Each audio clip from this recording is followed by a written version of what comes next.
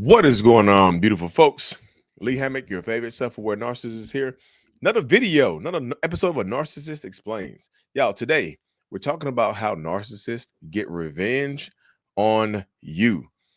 How to get revenge on you. Now, I can do a whole separate updated video on how to get revenge on a narcissist. If y'all want me to, y'all can just drop that in the comment section and say, hey, Lee, I need that vengeance on a narcissist or getting back at a narcissist.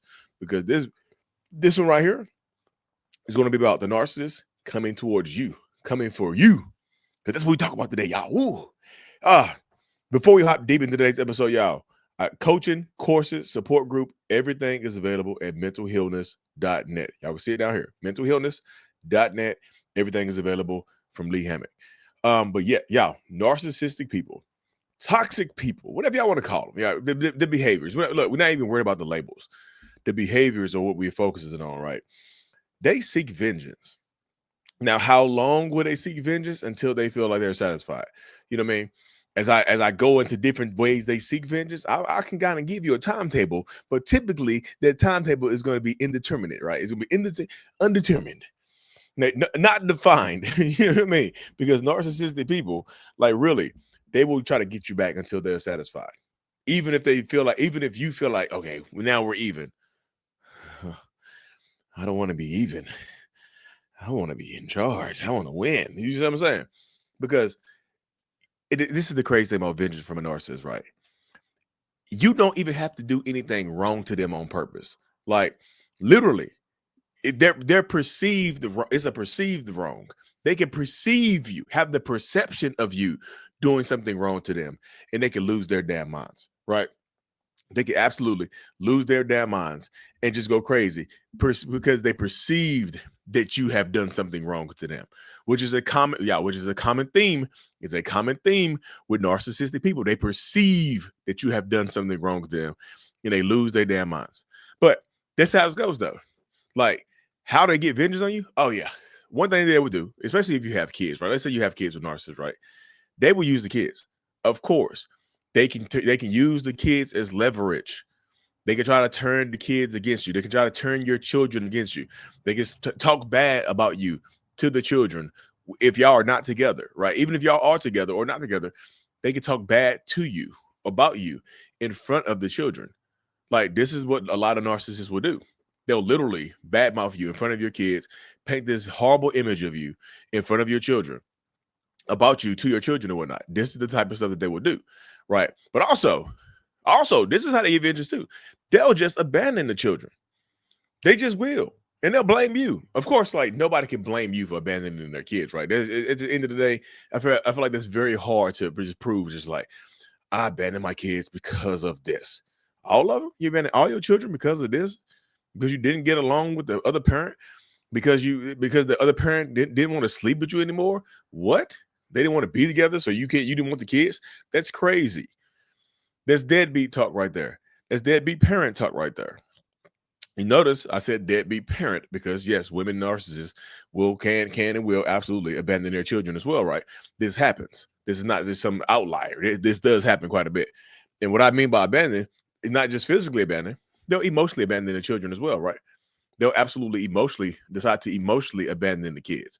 This happens quite a bit too. So this is something you also have to prepare for as well, because this is what they're going to do. It's just like when you crack or hit a narcissist's ego, they have to make it right in their minds. They have to pay you back in some way, shape, or form. They have to get you back. They have to hurt you. They have to put you in some type of pain because they are in some type of pain. Because you made them feel shame so immensely, they have to get you back. Even if you broke up with them, like this is crazy thing about it is you could have just simply broke up with them. And that can make them feel so much shame. You could divorce them or file for divorce or separation, whatever it is, right? That can make them feel so much shame that they have to come get you. They have to get back at you.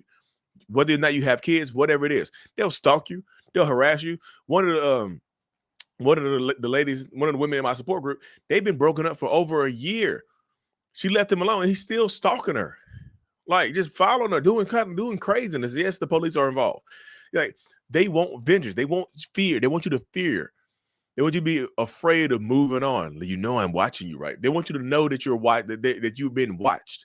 They want you paranoid. They want you afraid. They want you scared. They want you hurting because they are. The stuff that they're trying to get you to feel, they themselves are feeling or trying to stop feeling. Right? That's why they keep seeking vengeance even after they have gotten you back. Right? Even after you feel like, okay, they've got me back for whatever. I broke with them. I broke up with them, hurt their feelings. They moved on. They look happy in their new relationship. So I guess we're even now. No. Here comes the stalking. Here comes the social media stuff. Here comes turning the new supply against you. Creating, like, this is how they get vengeance too. Sometimes they'll turn their new supply that they seem so happy with against you. They'll be so hyper focused on you. Like, they'll be so hyper focused on you that they pretty much bring you into their new relationship. I know that sounds crazy, but sometimes they will absolutely bring you into a new relationship. Absolutely.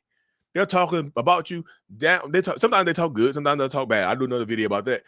Sometimes they're not always talking negatively about you, but they are talking about you, right?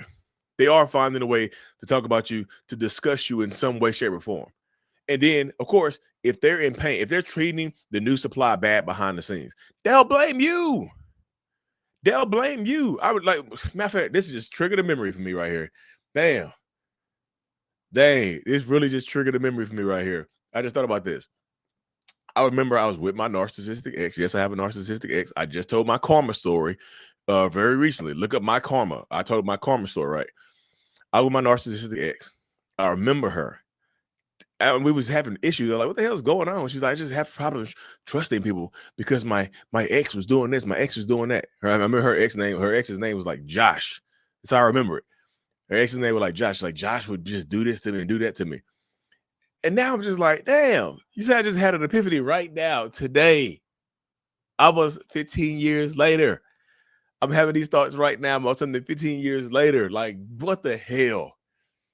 She blamed her behaviors, her current behaviors, on her ex. It made me not like her ex. She manipulated me. Yeah, she did. She made me not like her ex. She turned me against her ex that I had never met. And I just immediately took her side because I cared about her, right? Didn't think anything deeper than that. I was like, well, she has to be telling the truth because I care about her. And now, years later, I figure out, damn, she was lying. She was doing it because, like, now look at her. I know the stuff that she's been doing, the stuff that she actually did. I'm like, damn, that's the stuff you were actually doing. You were projecting and lying. You're just trying to find a scapegoat for your behaviors. So a lot of times, the way they turn a new supply against you is they turn you into the scapegoat for their toxicity. Oh, I have problems trusting people because my ex treated me so badly. My ex was abusive. They manipulated me. So that's why I be lying to you. That's why it's a struggle for me. I love you so much, but it's hard. I love you so much, but it's so hard for me to get emotionally close to you. I love you so much, but it's hard for me to get emotionally close to you. Does that make sense to y'all?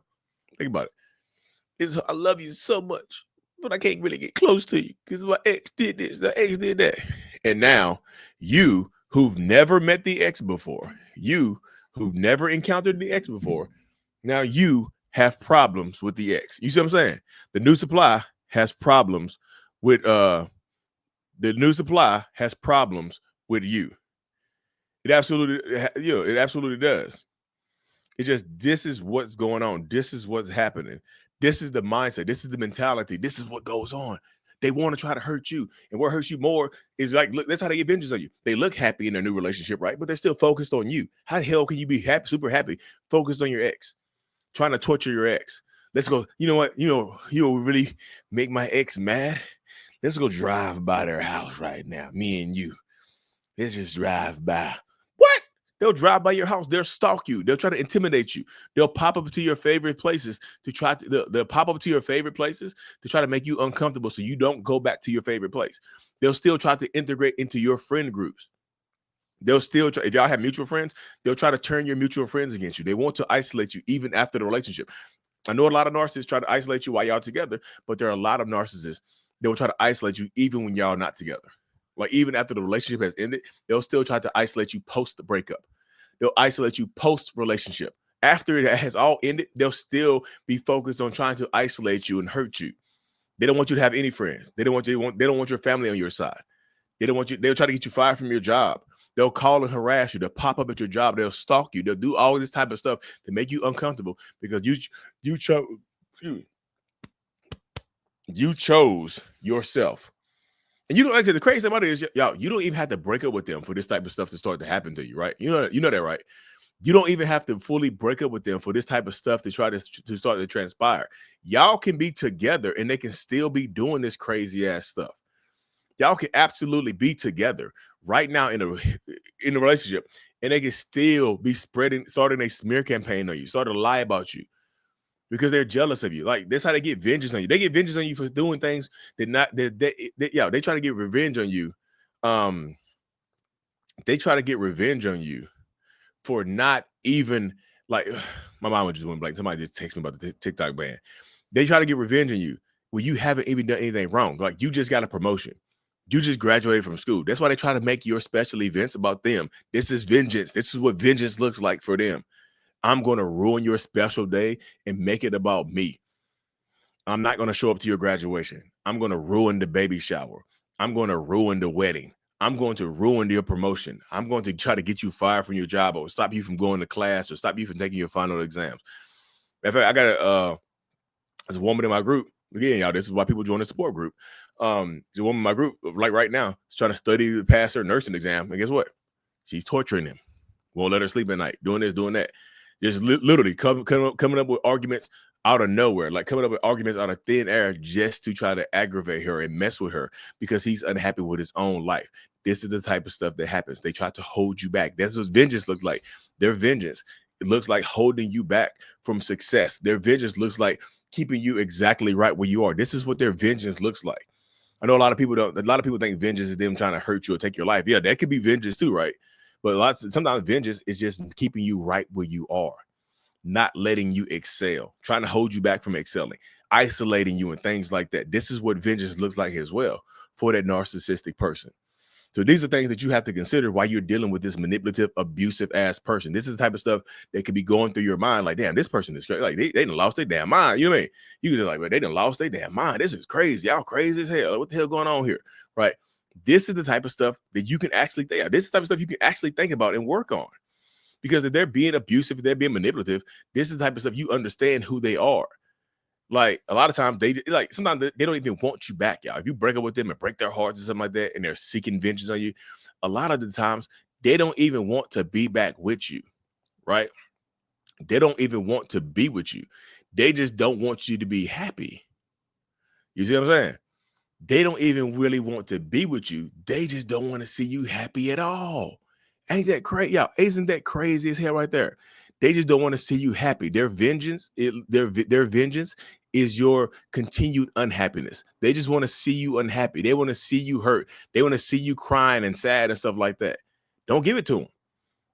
Well, at least not as easy. Don't give it to them. This is the type of stuff you have to work on, right? This is the type of stuff that you have to fight for and work on. I know it's difficult. I'm not trying to make it seem like it's not difficult at all. That's not what I'm doing here. Y'all understand that, right? That's absolutely not what I'm doing here. I was just trying to let you know that this is the type of stuff that this person will try to do to make you to make sure that you are unhappy, to make sure that you are sad as hell. This is what they want. A lot of times they thrive on your unhappiness. You know what I mean? They want you to be unhappy because they benefit from it. They absolutely benefit from your unhappiness, and they will continue to try to do so because at the end of the day, again, there's a benefit in it for them, and they will continue to do it. I don't want them to do it. I don't want them to do it either, but this is how their mind works, right? This is the type of stuff that they will continue to try to do because they want to hurt you. Some of them are so bored. Yeah, sometimes they'll seek vengeance on you because they're bored. Yeah, imagine this bastard, this toxic narcissistic bastard being just so bored that they keep trying to mess with you. They just try to antagonize you because they're bored with their life. Their life isn't where they want. Their life isn't where they want it to be. So they feel the need to try to harass you or mess with you or abuse you. Ain't that crazy as hell? Ain't that crazy? Like, literally, think about that right there. Isn't that crazy as hell that they will try to put you through all of this just because they themselves are unhappy with their own damn lives? Isn't it crazy how that works out right there? And that's why I try to tell so many people, like, y'all, you have to go out here, the life that you're living, you absolutely have to go out here and get it. If you want a good life, if you want to separate from this person, go in no contact. And not, look, I know it sounds easy, but it's not, right? You have to get to that space where you are able to control your reactions. Control your reactions. Because like a lot of times, how else would they know the vengeance is working if you're not reacting to them, if you're not giving them any type of energy? You know what I mean? Because they want some type of reaction. They want to know that you're hurt. They want to know that the vengeance is working, right? If I said, a lot of times they'll try to post pictures and stuff online to try to antagonize you. Or try to stalk you or harass you. They'll create fake pages. They'll do this. They'll do all kinds of stuff just because they want to set you off, because they want to trigger a reaction from you. Don't give it to them. I know it's easier said than done. I'm not trying to make it seem like it's easy. I promise you I'm not. But anyways, y'all, thank you for tuning into the episode. Y'all hit that subscribe button. I appreciate every single one of y'all. And as always, y'all, mental healness is out. Peace. Thank you so much for making it to the end of my video. I am extremely grateful for you. Have no idea. If you haven't already, make sure you go ahead and subscribe to the channel. Helps reach more people. And click on the screen to watch another video or to browse through another playlist. There's also a link on the screen to check out my courses and my support groups to help you heal and understand what you've been through. Thank you so much again. I will see you in the next video. Peace.